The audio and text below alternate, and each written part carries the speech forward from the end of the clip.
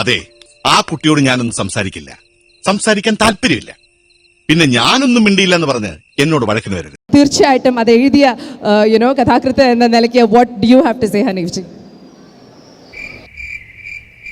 What do you have to say Hanif ji? ഞാനെന്ത് പറയാനാ, ഒക്കെ നിങ്ങള് കാരണന്മാര് തീരുമാനിച്ചാ മതി. സംസാരിക്കാറില്ല, എഴുതാറ് മാത്രമേ ഉള്ളൂ എന്ന് തോന്നുന്നു. മുന്നോട്ട് വാ, ഒരു ധൈര്യത്തോടെ എന്നെ പേടിക്കണ്ട.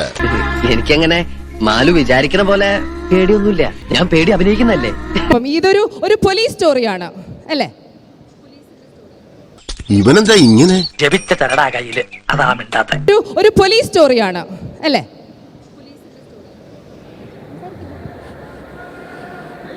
വലിയ നാണക്കാരനാ, വളർന്നിട്ട് നാണം മാറിയിട്ടില്ല. അല്ല ചേട്ടനതൊന്നും മിണ്ടാത്ത. അത് പറ്റൂല, സംസാരിക്കൂല എന്ന്. സർ, നല്ല എന്തെങ്കിലും പറഞ്ഞാൽ മതി. നല്ലൊരു സിനിമയല്ലേ? നല്ല സിനിമയാണോ? ഇനി രക്ഷയില്ല.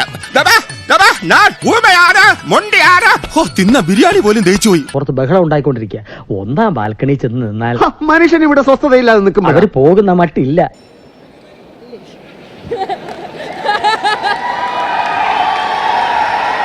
ടെൻഷൻ പിടിച്ച പണി തന്നെട്ടാ. ഒന്നിനും പ്രതികരിക്കാത്തതിന് 100-ൽ 100 മാർക്കാ നിനക്ക്. നമസ്കാരം.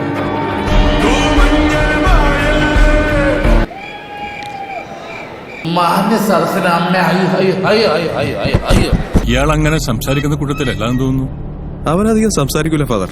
ഇല്ലടാ, സാറിനൊന്ന് പറഞ്ഞുകൂടായിരുന്ന? സാർ ഒരു ഫേമസ് ഡയറക്ടർ ആണെന്ന്.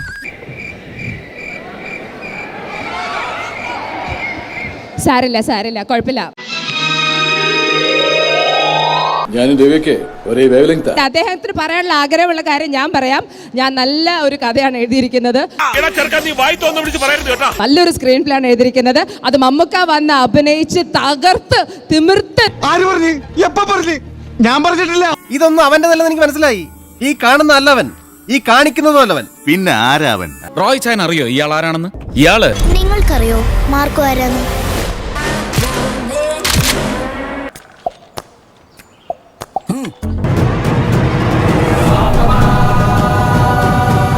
നീ ഇത്രയും ഭയങ്കരനായ വിവരം ഞാൻ അറിഞ്ഞില്ല.